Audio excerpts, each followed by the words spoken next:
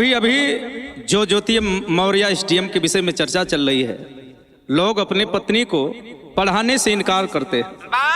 साफ शब्दों में कहते हैं कि बेटी पढ़ाओ बीबी नहीं, लेकिन हर स्त्री हर नारी ऐसा होती नहीं है। हर नारी ज्योति मौर्य की तरह नीच कर्म नहीं कर सकती।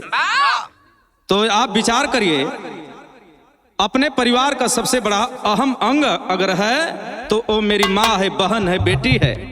उसको पढ़ाइए, सम्मान उसका करिए, आपके साथ कदमों कदम मिलाने का काम करेगी। आखिरकार अपने विचार को बदलिए मत, और एक आदमी अगर गलती करता है तो सबको गलत मत समझिए। ये बिरहा गायक संजय सोम अपने तरफ से नसीहत देता है, निवेदन करता है कि आप लोगों को ये बात पसंद आएगी। ये बिरहा जब गावे जाते हमके विश्वास है कि आप लोगों के बेहद पसंद आई। भूमिका में भाव लगल। आवा भैया हमार आवा।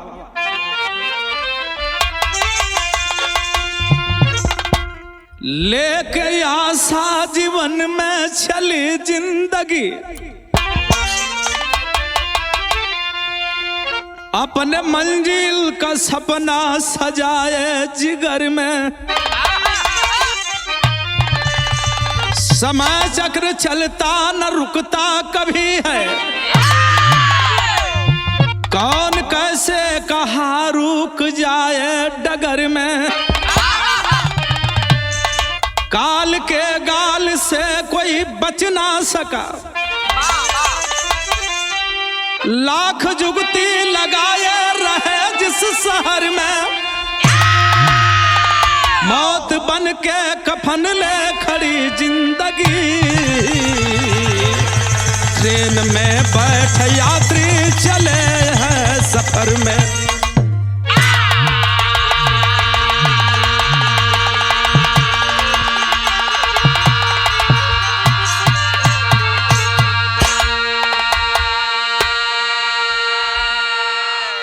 जो बालासोर में घटना घटी, तीन ट्रेनों में टक्कर होता है, बहुत लोग घायल हुए, बहुत लोग मर गए। लेकिन उसी में से एक कहानी मुझे ऐसा मिला, आज मैं ये जो है 1 महीने के बाद मैं गाने का काम कर रहा हूँ उस घटना को, इसलिए कि उसकी दर्द कहने से मैं पीछे नहीं हटता। उस परिवार का यह व्यथा मैं गा रहा हूँ। भैया हो बाबू, ये हमें गजल का अंदाज लगल। का अंदाज लगल भैया हमारा वा।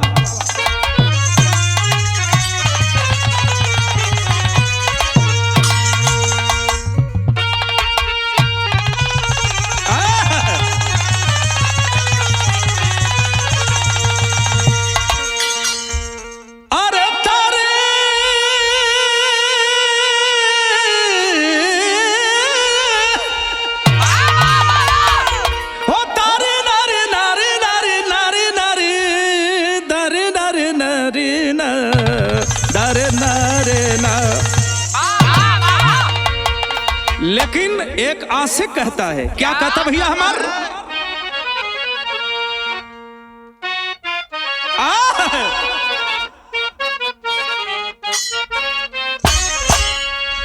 अरे खूबसूरत। हम डब्बू भैया के जब पा जइला तो हम जानी ला कि रजनीगंधा के पागल है। सुरेंद्र भैया की बात करत वालो, इनके पा जाइले तो हम जाने कि सुषमा भारती के पा गई। अरे बार डब्बू भैया तू मत संकोचा, संकेत लगल हवा।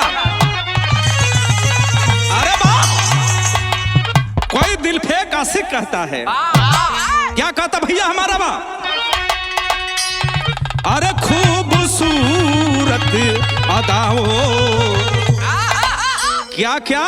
अरे खूबसूरत अदाओं के मालिक हो तुम।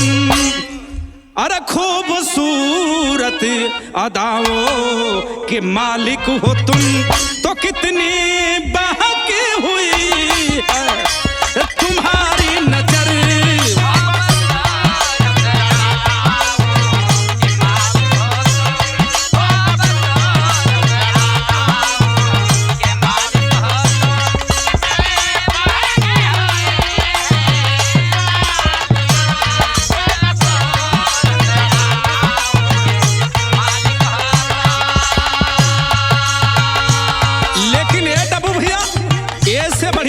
लगल, कवि जी लिखल का विरह में भाव लगल भैया अमर।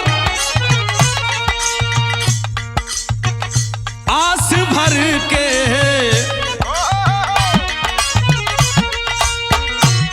आस भर के जीवन में चली जिंदगी,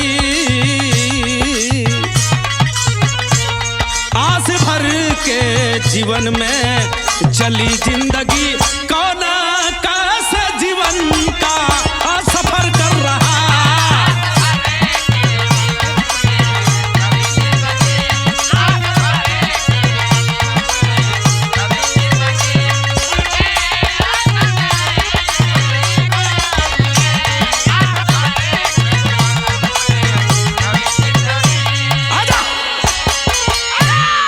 ये हमें से कहानी का शुरुआत लगल भैया।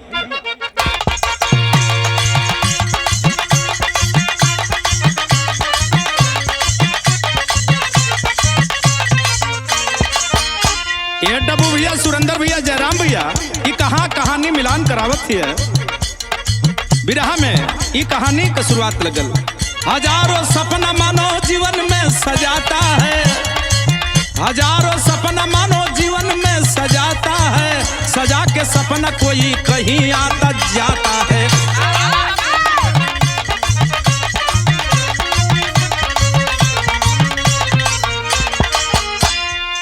जगह जगह से आए ट्रेन में सवार हुए, जगह जगह से आए ट्रेन में सवार हुए, ट्रेन में बैठे लोगवा ट्रेन का रफ्तार हुए।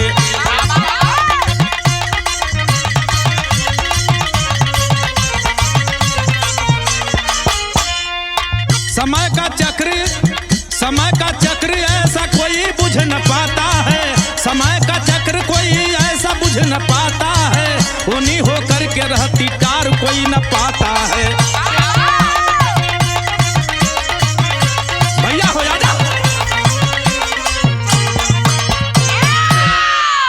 बात हम कोरामंडल एक्सप्रेस का करता हूँ, हावड़ा एक्सप्रेस का करता हूँ। बहुत तेज रफ्तार में चलने वाली गाड़ियाँ भारत के अंदर एक नाम है। देखिए अपने जगह जगह से रवानगी दी है।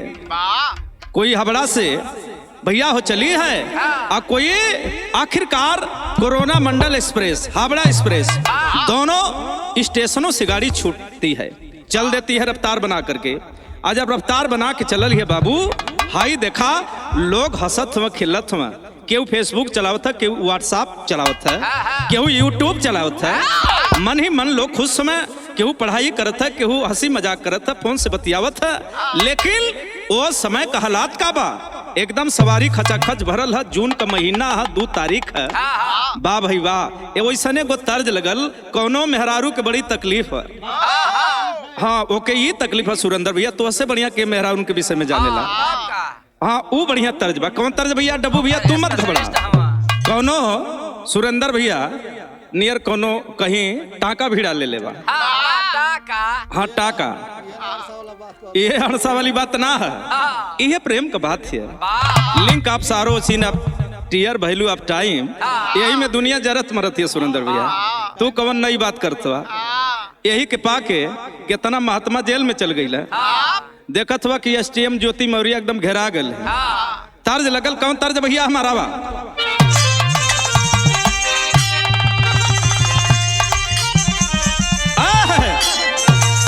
अपने नंदी से कहती कि ये नंदो बड़ी हमके तकलीफ है। वो नंदी भौजैया से सवाल करती है, नंदी बतावत है का बतावती है भैया हमार? अरे दर्द बा दर्द बा। जब हम कब की दर्द बा तो हम लोग कहिया कहावा, तब ना हम बताए कि कहावा दर्द है। यार गजब बाबा। हाँ तनी कहा लाइन दा भैया आवा। अरे दर्द बा दर्द बा। बताओ में भी बड़ा तकलीफ था सुरेंद्र भैया, हमसे बढ़िया तो सुरेंद्र भैया बताओ। कोनो मेहरारू के डब्बू भैया बताओ तो कि कुछ जगह दर्द हो गया। हाँ लो मेडिकल अफसर हो महिला विभाग का, संकेत लगल का।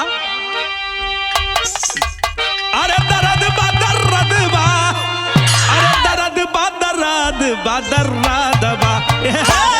अरे बाल पनव से कमरिए में दर्द बा, बाल पनव से कमरिए में दर्द बा।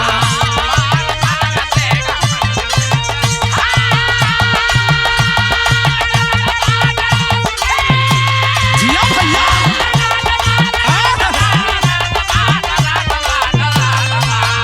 बाल पनव से कमरिए में दर्द बा।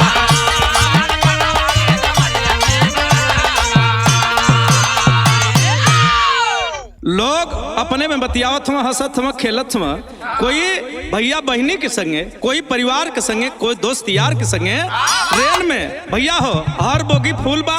ये 2 जून का समय है, ये 2023 का समय है भैया। लेकिन हाई देखा कितना लोग खुश हैं।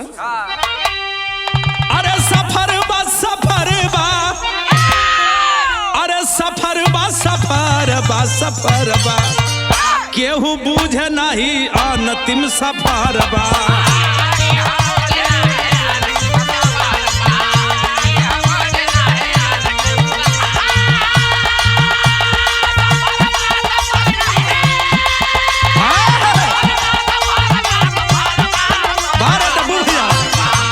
केहू बूझे नहीं अंतिम सफर बा, केहू बूझे नहीं।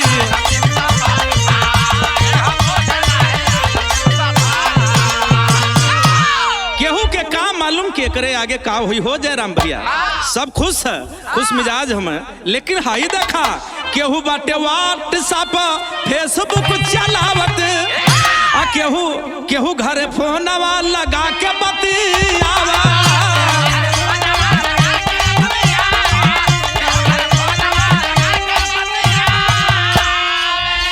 अरे बजरबा बजरबा, अरे बजरबा बजरबा बजरबा, केहू जाने नाही अंतिम सफर बा, केहू जाने नाही।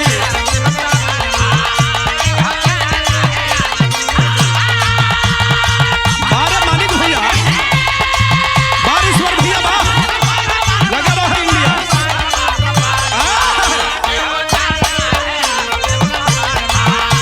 भैया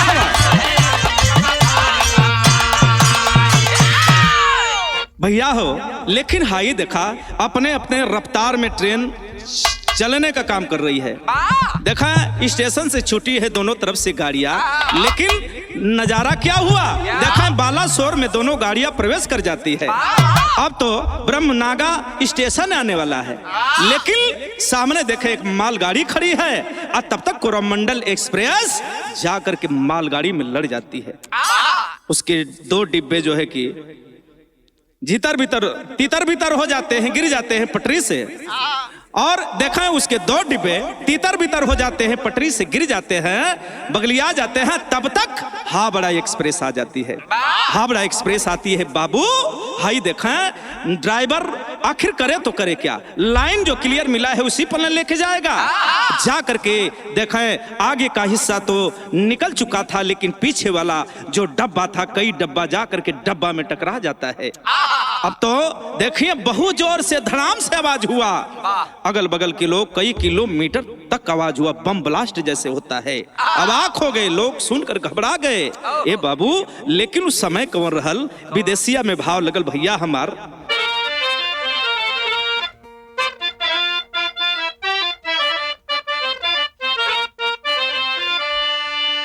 भैया हो जयराम भैया, वो दिन वो डेट कौन रहल?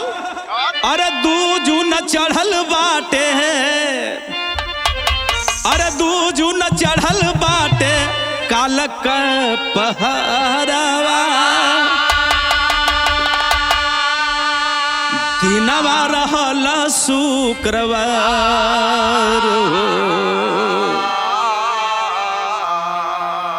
अरे ट्रेन का सफरवा का बनी है जहरवा, वही है का आगे करता। केहू के कुछ मालूम ना, आज जब ट्रेन लड़ल है लोग भैया हो, आखिरकार केहू का हाथ कटल, केहू का गोड़ कटल, केहू का कपार फुटल, केहू का देह टूटल, यह बाबू केहू तुरंते मर गल। लेकिन ब्रह्मनागा स्टेशन के बगल गांव जो है, दौड़ करके लोग तमाम लोग आते हैं। और तितरे बितरे लोग घायल लोगों को बाहर निकालना शुरू करते हैं भैया हो। लेकिन अरे केहू बा कमाए बादे जात बा बहरावा, बेटा बेटी संगे परिवार हो। बालासोर जिलावा ब्रहनागा स्टेशन वहाँ हादसा भइल बड़िया। हाय हो विधाता तू, अरे हाय हो विधाता तू गिरा वाला बजरावा। अरे हाय हो विधाता तू गिरा वाला बजरावा, तू खावा में डूबल सन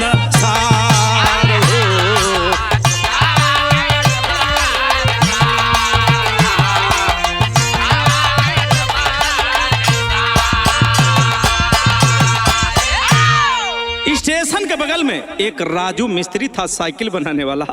जब देखा है कि गाड़ियां लड़ गई, लोग करा रहे हैं, किसी के सर से खून बह रहा है तो किसी का हाथ टूटा है तो किसी का गोड़ टूटा है तो किसी का वो सर कट गया है।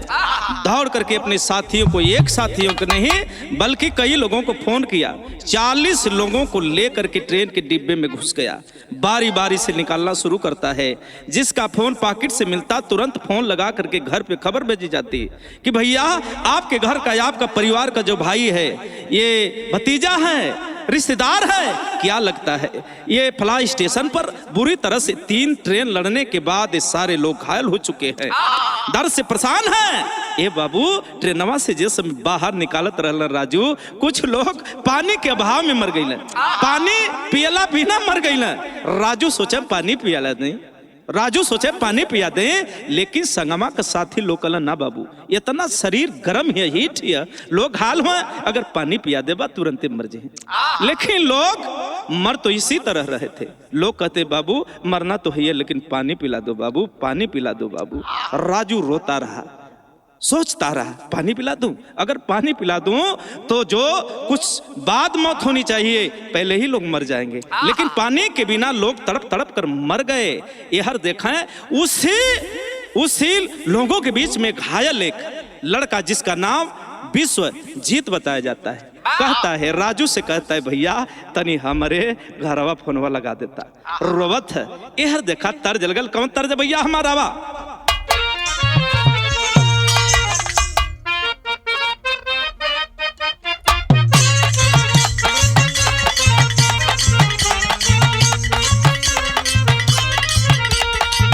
ये सुरेंद्र भैया कोनो मेहरारू जोगिन हो गई है, मर्द ओके डांट दिले है। वो डब्बू भैया नियर रहल तनी तगड़ा रहल, डटला से तना क्यों जाके जोगिन हो गई। लेकिन भाई देखा वो तर्ज कवन है, कावने करनावा हो जोगिन जोगा वारमा वालू रे,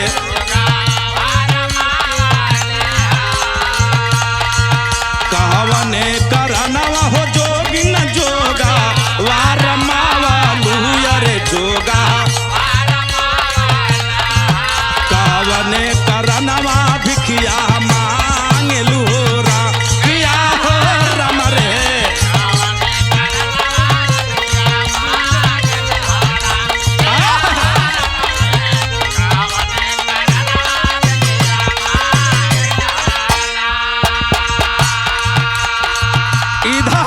जितने लोग खबर पाए घर से चल दिए अपने भाई से मिलने के लिए, अपने भतीजे से मिलने के लिए, अपने माँ से मिलने के लिए, अपने बेटे से मिलने के लिए। तमाम रिश्ते नाते उस भीड़ में, उस घायल लोगों में हैं।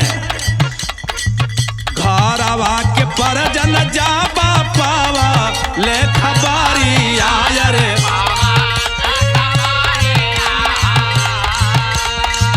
घर आवा के परजन जा पावा ले खबारी आया रे, पहुँचे बाला सोरा ताता काल न हो रहा किया हो रम रे, पहुँचे बाला सोरा ताता।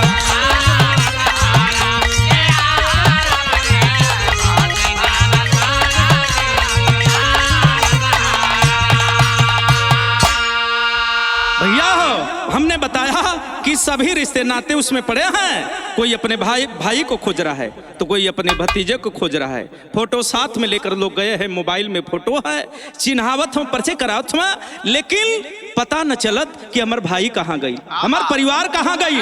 लेकिन उसी बीच में राजू को मैंने बताया ना कि एक आदमी से बोला, बाबू तनी हमारे बाबू के फोन लगा देता, नौजवान रो रहा है, अब तो मैं मर जाऊंगा। भैया हो, आखिरकार विश्वजीत कहता है उस राजू से, वो विश्वजीत कहता है, यही कहता है, भैया एगो काम करा भैया, हमारे बाबू के फोन लगा दे भैया, अब तो हमारा प्राण ना बची। कहता क्या है, तर्ज लगल, कम तर्ज भैया हमार।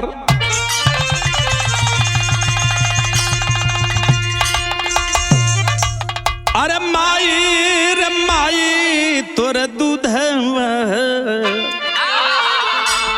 अरे माई हो माई तोहर दूध कि गंगा जी के पनिया हो ना।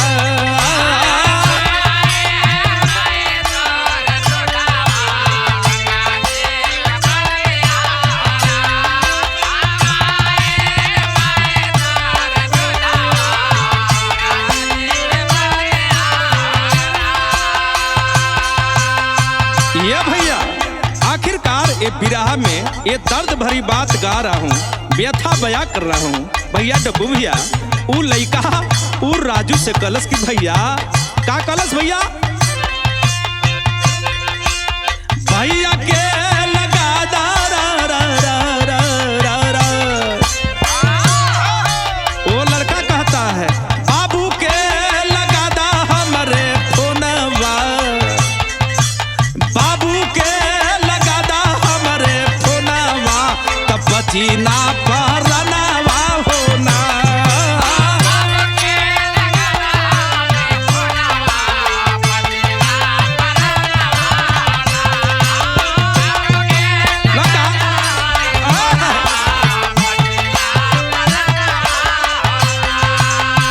हाथ जोड़ता है, निवेदन करता है, भैया ये भैया जैसे सबके घरे खबर भेजवावत वालो और सब आयल है अपने परिवार के देखे बदे सुने बदे, तनी हमारो बाबू के बुला दा, फोन लगा दा।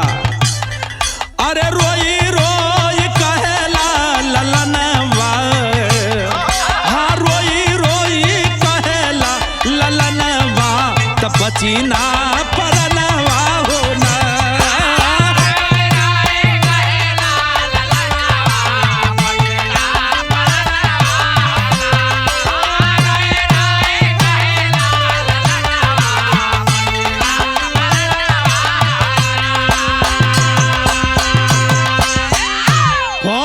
से लगा उसका बाप जो हेला राम कलकत्ता का रहने वाला, फोन उठाया, बोला हेलो बेटा विश्वजीत हमार बेटा कहाँ पहुंच गईला।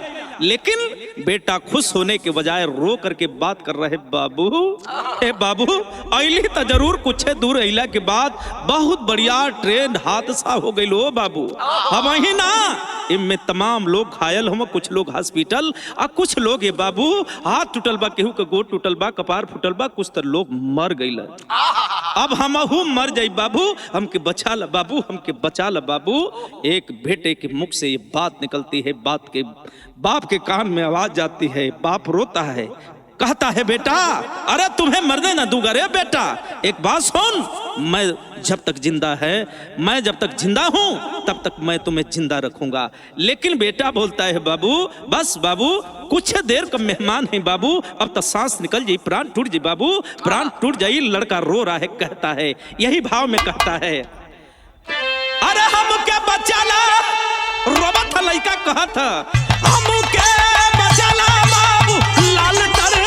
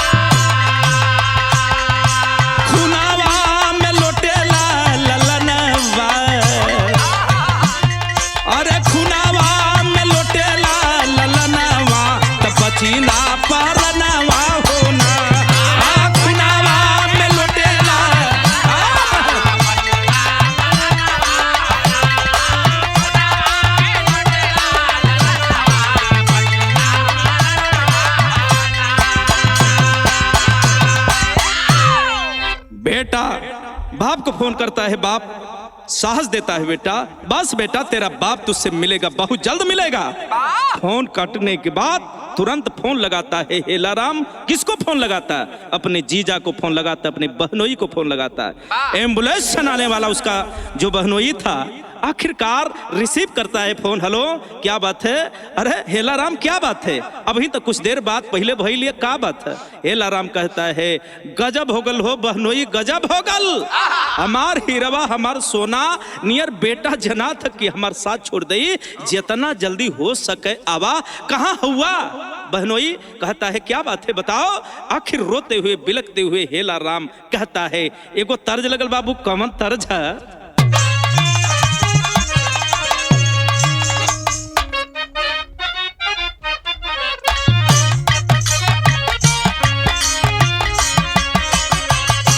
रोवत हम हेलाराम कहत हम का हम बताई जीजा रा रा रा, का हम बताई जीजा, का हम सुनाई हो, का हम बताई जीजा, का हम सुनाई हो। बाटे या सुबह समाचार हो,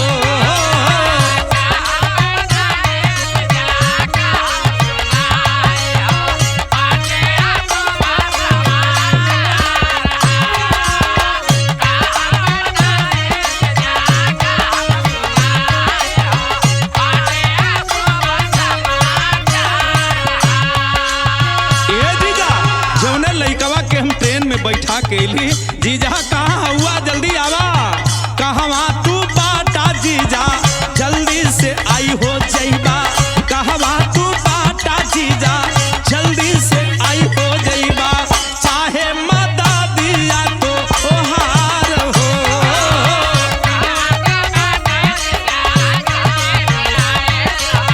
चाहे मदा दिया तो ओहार हो।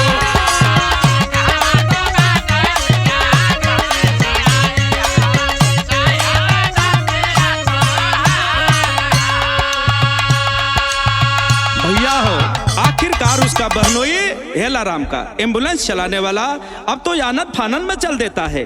और आनन फानन में जब आता है हेलाराम उस एम्बुलेंस पे सवार होता है। घर से दूरी जहां ट्रेन लड़ी थी 230 किलोमीटर की दूरी थी।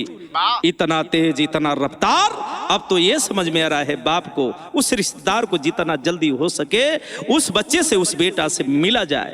भैया हो हाई देखा आखिरकार तर्ज लगल। भैया हो कमन तर्ज है? भैया सिकिया मुबिनी बिनी बिरहा के अंदर टेरी लगल।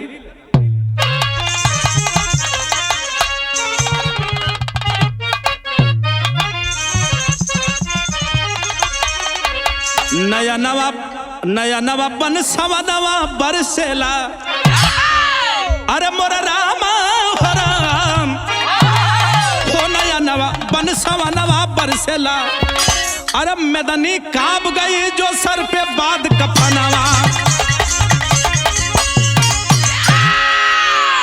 हेलाराम गाड़ी में बैठता है और जब गाड़ी में बैठता है तो सरंगा गीत लगल। भैया हो एम्बुलेंस आगे बढ़ती है। आज जब एम्बुलेंस आगे बढ़ती है तो भैया हो डब्बू भैया भयल का भैया हो डब्बू भैया तर्ज लगल। कमन तर्ज है? सरंगा गीत लग गई।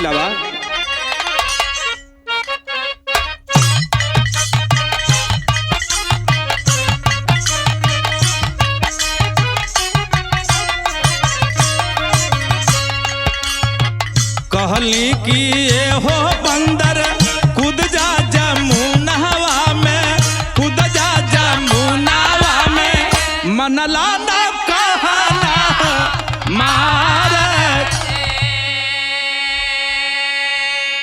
ई रानी सरंगा कहते वो राजा से जौन मदरिया बानर के रूप में लेके बनरा के नचावत रहल, मारत रहल डंडवा से कि कहली कि ये हो बानर कूद जा जमुनावा में, कूद जा जमुनावा में। मनला ना कहना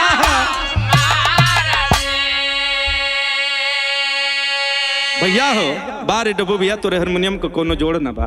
सुरेंद्र भैया तोहर का बड़ाई बतियाई, खैर मानिक चंद भैया, ईश्वर भैया तोहन लो भी कम ना हुआ, और हमरे बिंजू मास्टर भैया और इनकर का प्रशंसा करी, और हमरे बिशु बाबू देवरिया से बिरहा के बहुत बढ़िया कलाकार जयराम भैया हमार परम सहयोगी साथी हमें। लेकिन हाई देखा गजब हो गई, देखा भयल का लेके एम्बुलेंस सजीजा चलल दुआरा हवा से, चलल दुआरा हवा से, गड़िया का भाड़ा रफ्तार जी।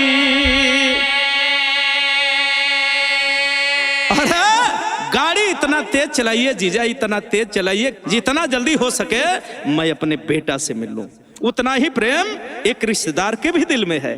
बहुत तेज गाड़ी चलाता है, कितना स्पीड बताऊं, बहुत कम समय में जाने की तैयारी है, बहुत रफ्तार में चलती है गाड़ी। एम्बुलेंस चलाने वाला वो हेला राम का जीजा आगे बढ़ता है, और बढ़ता है करता क्या है, पहुंचे हैं भरी रफ्तार चलल बालासोर गाड़िया हो, बालासोर पहुंचे बालासोर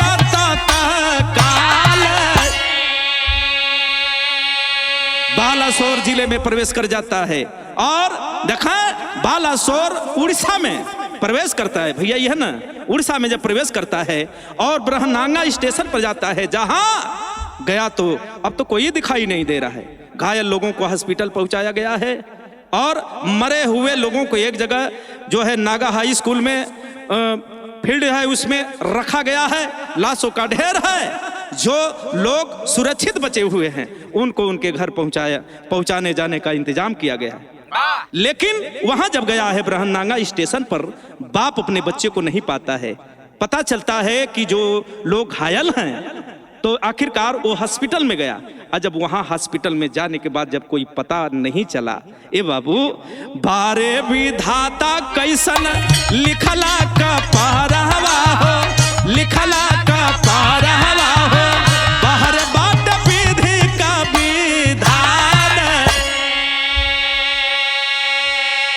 फोटो साथ में लिया है, हेलाराम चारों तरफ स्टेशन पर भाग रहा है, दौड़ रहा है, सिपाहियों से कर्मचारियों से आखिरकार पूछ रहा है, ए चचा, ए साहब, ए दादा, ए माई, ए बहनी। एक अबला है, वो अपने पति को खोज रही है, उसके पति का नाम है अखिलेश यादव। आखिरकार वो पत्नी वो रो रही है, कह रही है, बाबू हमरे स्वामी के कोई देखल। अब वही साले भर का शादी बल हम जात रही हनुमान मनावे, लेकिन हमारे स्वामी यही ट्रेनवे में हम दोनों प्राणी रह ली जा, तनी से हम भूल के उतर गई, दूसरा डब्बा में बैठ गई, हमरे स्वामी दूसरे डब्बा में। सोचली अगला स्टेशन पर गाड़ी रुकी, हम जाके बैठ जाइए, लेकिन हमारे स्वामी हमसे दूर हो गई ना मिलत।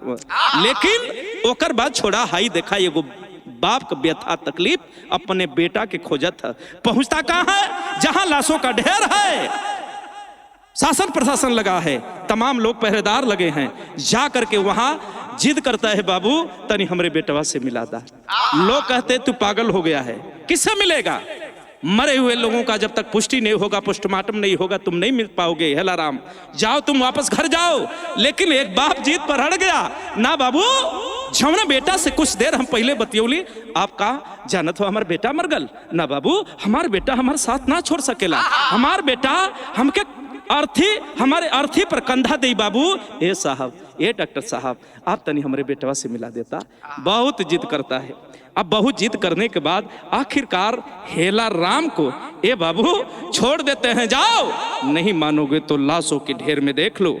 अब ये बाबू हाई देखा लसिया पर चदरिया उड़ावल है, बारी बारी हटा कर देखता है हेला राम, कहीं तो मेरा बेटा मिल जाए, कहीं तो मेरा बेटा मिल जाए विश्वजीत। लेकिन विश्वजीत मिले कैसे? एक बाप खोज रहा है, एक बाप की तलाश है, बेटे को खोजना है, किसी भी तरह से माँ के पास लेके जाना है। इसकी माँ इंतजार कर रही है, खोज रही है। बाबू भैया बहुत घंटों के बाद, तमाम समय लग गया, समय गुजर गया, तमाम घंटा समय गुजर गया, लेकिन उसका बेटा कहीं मिला नहीं। लेकिन अचानक अब मात्र एक लाश बची थी, जो चादर हटाना। अब तब तक देखता क्या है, उस चादर से एक हाथ निकल करके हिल रहा है। थोड़ा थोड़ा भागते हुए दौड़ते हुए उस लाश के पास गया और उस लाश से लिपट करके चेहरा नहीं देखा, लेकिन बोला बेटा देख तेरा बाप आ गया रे, हेला राम तुझे बचाने आ गया रे बेटा, तू नहीं मरेगा रे मेरा लाल, तुझे मरने नहीं देगा, तेरा बाप ही मेरा संकल्प है। बाप रो रहा है, कहता क्या है, पिया परदेश गई न तार लगे टोपिया में। भैया हमारे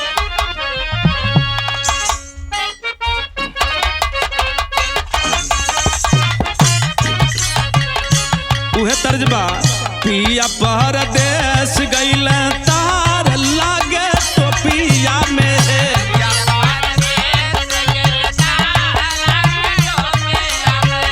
पिया परदेश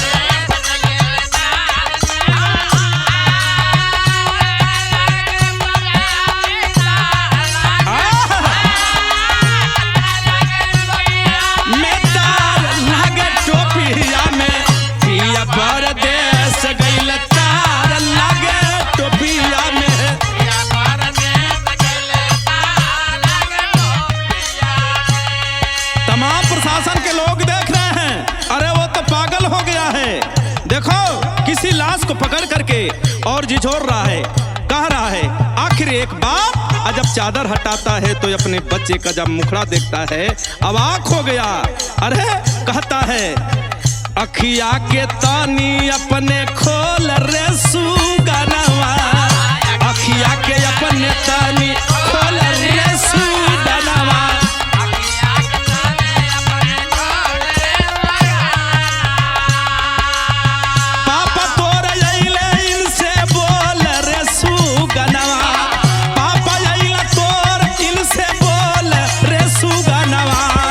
अखिया के तानी अपने खोल रे सुगनवा।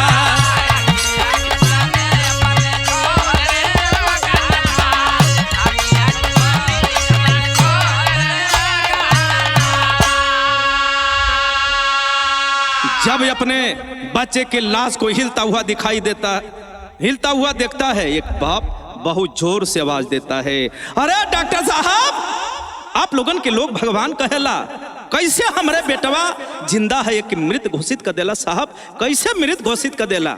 आवाज देता है अरे डॉक्टर साहब आवा लो साहब आवा आवा।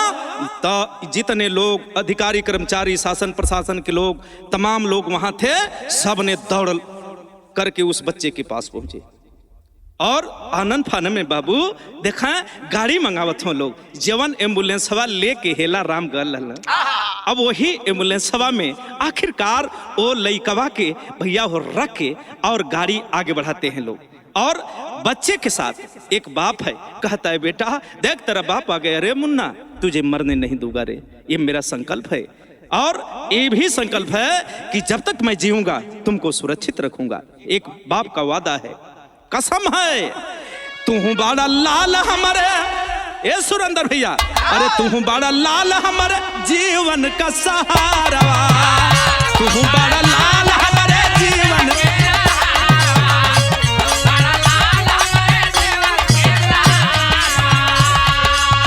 नैया डुबावा जाने हमरो किनारवा,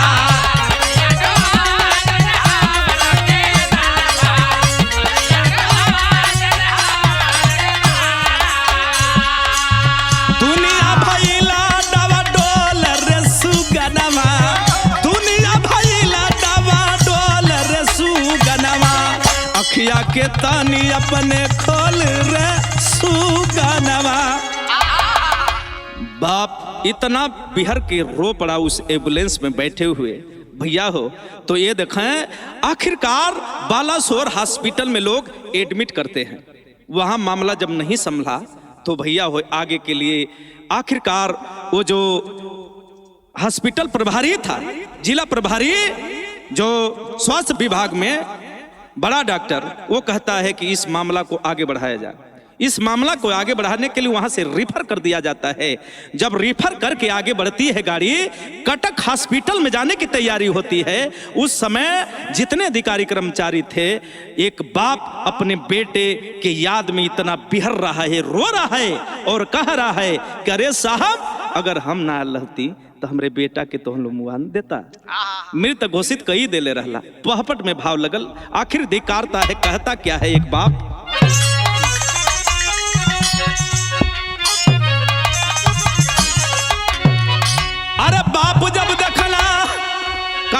बाप जब देखल बेटवा कहलत या बेटवा जिंदाबा, अरे मृत जे घोषित कैले बा शर्मिंदा बेटवा जिंदाबा, मृत जे घोषित कैले बा, मृत जे घोषित कैले बा।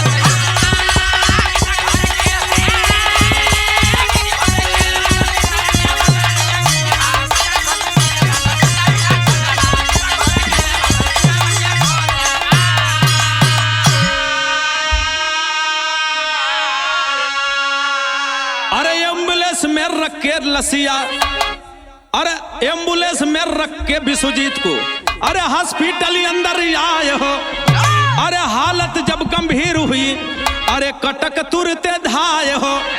मैंने बताया कि कटक हॉस्पिटल में लोग लेकर गए उपचार के लिए भैया हो। आखिरकार अरे देख खबरिया, अरे जनता करे ले निंदा हीरावा जिंदाबा, अरे मृत जे घोषित कैले बा शर्मिंदा हीरावा जिंदाबा भैया हो।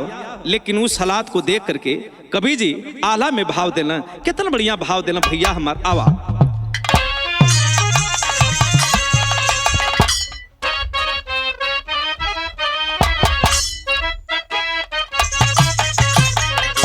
ये मानिक जन भैया तो हूँ कम ना हुआ इन लो से सीरियस डाउन हुआ तो हर बड़ाई अभी ना कोनो बिराह में कर आज छोड़ा जाए ईश्वर चंद भैया तो बकस देते हैं।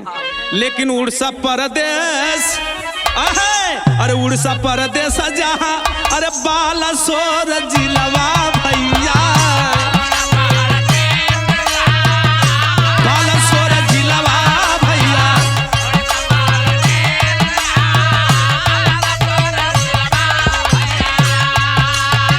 तीन तीन ट्रेन लड़ल सुन बारिया,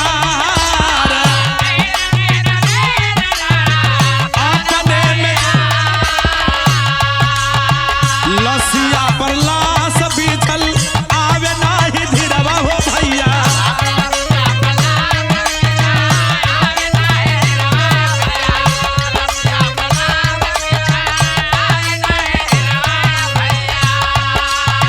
बहुत लोग मारी गईले घायल ते ही बार,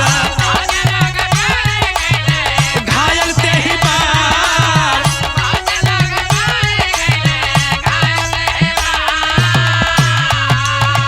भैया हो बताया जाता है कि मौके पर 300 लोगों की मौत हो गई और 1100 लोग घायल, लेकिन बचे खुचे लोगों को घर पहुंचाने की तैयारी व्यवस्था किया गया, लोगों को घर पहुंचाया गया।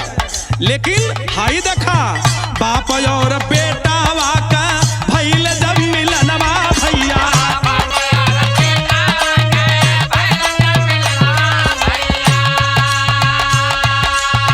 मारले समान रहला हीरवा हो हमारा,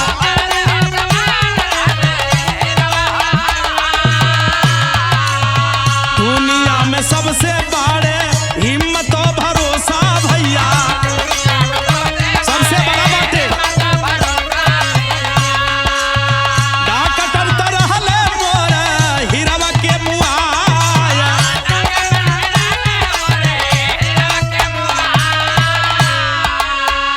लेकिन मीडिया कर्मी के लोग पूछते हैं, उस हेलाराम से पूछते हैं, हेलाराम आप ये बताओ कि तुम इतना हिम्मत कहां से पाया? वो हेलाराम कहता है कि बाबू मैं अपने बेटे के जज्बे को सलाम करता हूं। मेरा बेटा इतना हौसला दिया, इतना हिम्मत दिया कि मेरा विश्वास था कि मेरा बेटा मरेगा नहीं। तमाम लोग मर गए, ट्रेन लड़ी, तमाम लोग घायल हुए, लेकिन मेरा बेटा किस लिए नहीं मरा? इसलिए कि मेरा बेटा मेरे मरने के बाद मुझे जब तक मेरे अर्थी पर कंधा नहीं लगाएगा, ये मेरा कर्ज नहीं चुकाएगा, तब तक जा नहीं सकता है। बाहर बाप, बाहर उसका भरोसा। लेकिन ए साहब, ए मीडिया के लोग, आप सब कहते हो ना कि डॉक्टर भगवान होते हैं, लेकिन मैं नहीं मानता हूं इस बात को। किस लिए नहीं मानता हूं? पैसा के खातिर आपन बेचलाई मनवा भैया,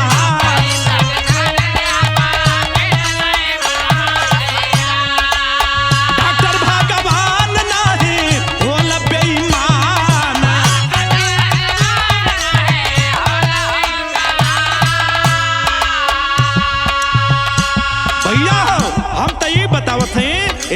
कहता है। मैं तो ये कहता हूँ कि 100% में 95% डॉक्टर बेईमान होते हैं, केवल पैसा ऐंठने का काम करते हैं। हॉस्पिटल खोल करके 2 रुपया की दवाई, 10 रुपया की दवा 100 रुपया में बेचने का काम करते हैं। इतना नहीं, अगर मरीजों को लेकर जाएंगे तो यही डॉक्टर कहेगा कि अगर 2 मिनट पहले अगर न आल होता तो इनसे तोहर भेंट न होई, बात बिगड़ जाई। ये तो बढ़िया कैला कि हमरे हॉस्पिटल में हमरे कहना गिला दवाई बदे, लेकिन बाहर हेला राम रो रहा है, अपने बच्चे को लेकर चलता है। आज इतने दिनों के बाद नतीजा ये निकला, 1 महीने के बाद, 2 जून के बाद आज 1 महीना हो रहा है। 1 महीना के बाद उसका बच्चा एकदम स्वस्थ है, मस्त है। माँ जब पहुंची है अपने बच्चे से मिलने के लिए बाबू, तो हाई देखा सदर में भाव लगल।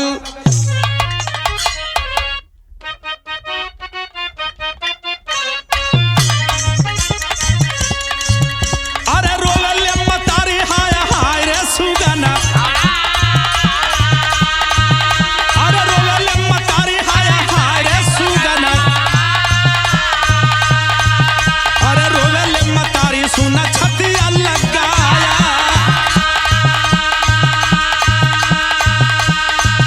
अरे भैया उपचार विश्वजीत ठीक भइल,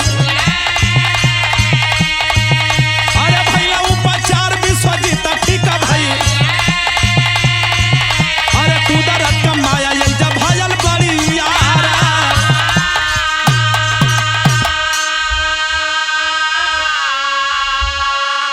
माँ अपने बच्चे से कह रही है, अरे बेटा अगर तोर बाबू ना होता है तो आज तो के हम जियत ना पौती। माही रोवत थे, बिलखत थे, बार बार अपने बेटा का मुख चूमत थिया, जैसे जना थे कि कोनो हेरायल हीरा पा गई। माई हेराल सोना हीरा मोती पा गई, बार बार अपने बेटा के चेहरा के नहीं रखत थी। माई देखत थी, बेटा विश्वजीत तू ठीक हुआ ना? माँ की बात सुन करके एक बेटा माँ के पैर से लिपट के रोता है, माँ तेरा ये आशीर्वाद मुझे खींच करके फिर वापस तुम्हारे जीवन में लाया रे माँ, ये तेरा कर्ज है जो मैं चुकता करने के लिए फिर दूसरा जन्म पा गया। माई घर से घर मिला के रोवत ये कहलस का खड़ी लाइन में भाव लग गई। डबू भी आवा,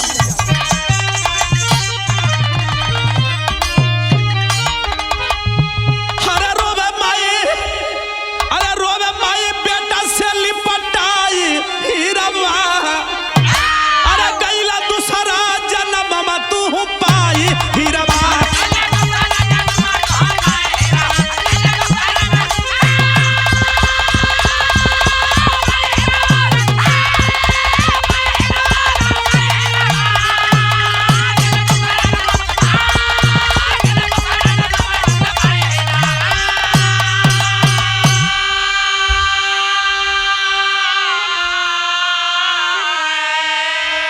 सरकार को कोसती है माँ, लेकिन एक और सूचना बता दूं भैया हो, जितने लोग घायल थे आखिरकार उन लोगों के दवा का पूरा खर्च सरकार उठाएगी। यहाँ तक कि रेल मंत्री साहब अश्वनी कुमार वैष्णो जी जो है कि पहुंचे वहां और जाने के बाद 5 लाख रुपए का धन राशि मृतक के लोगों के, मृतक के परिजनों को सौंपे। और इतना नहीं, देखें माननीय मोदी जी भी और मुख्यमंत्री उड़ीसा के साहब ये लोग मिल करके 15-15 लाख रुपया मृतक के परिजनों को देने का जो है अनाउंसमेंट किए। और इतना नहीं, ये बाबू खैर जे मरगर रुपया पा के का करी, बेटा जकर खोगल जकर भाई खोगल, लेकिन मरे हुए लोगों के घर में एक नौकरी देने का काम सरकार करेगी। ये वादा मैंने पेपर में पढ़ा, मीडिया से सुना। लेकिन माई हाई माई रोवत है, अरे बेटा हमके रुपया पैसा ना चाहिए रे मुन्ना, तुम मिल गईला बेटा, हमके हीरा मिल गल, सब कुछ मिल गल, हमार हेराल धन वापस हो गई। माई कहत कहा, अरे कैसन सरकार तोहर कैसन व्यवस्था, और रेल कर्मचारी बदे खुनवे भइल सस्ता।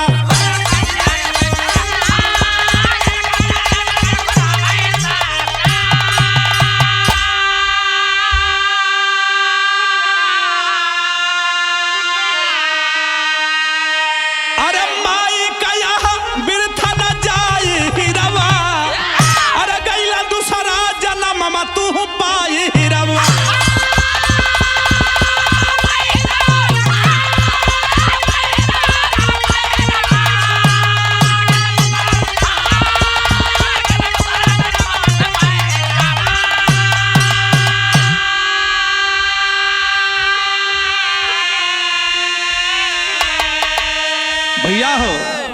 माँ का प्यार, वो पिता का प्यार इतना उस बेटे पर था, कर्ज बनकर के जो वापस फिर दोबारा उस परिवार में दूसरा जन्म पा गया बेटा। अगर वो उसका बाप नहीं होता तो वो डॉक्टर, वो सरकार, वो व्यवस्था उसको मृत घोषित कर दी थी। इसलिए इस बिरहा को मैंने गाया और इसको लाइक करिएगा, सब्सक्राइब करिएगा। आधा झूठ आधा सच कंपनी म्यूजिक के माध्यम से ये गावत थी जयराम भैया के देख रेख में। आशा न पूर्ण विश्वास है बिरहा लोगन के पसंद आई। गुरु बिहारी गुरु गणेश गुरु रामलाल जी पावन कथन करे विजय फौजी लागे सुहावन, सवनवा बन नया नवा बरसेला। गुरु बिहारी गुरु गणेश गुरु रामलाल जी पावन कथन करे विजय फौजी लागे सुहावन। हरे नया नवा बन सवनवा बरसेला। अरे बजवा संजय सोमनंद लाल का गाँव कनवा, नया नवा बन सवनवा बरसेला।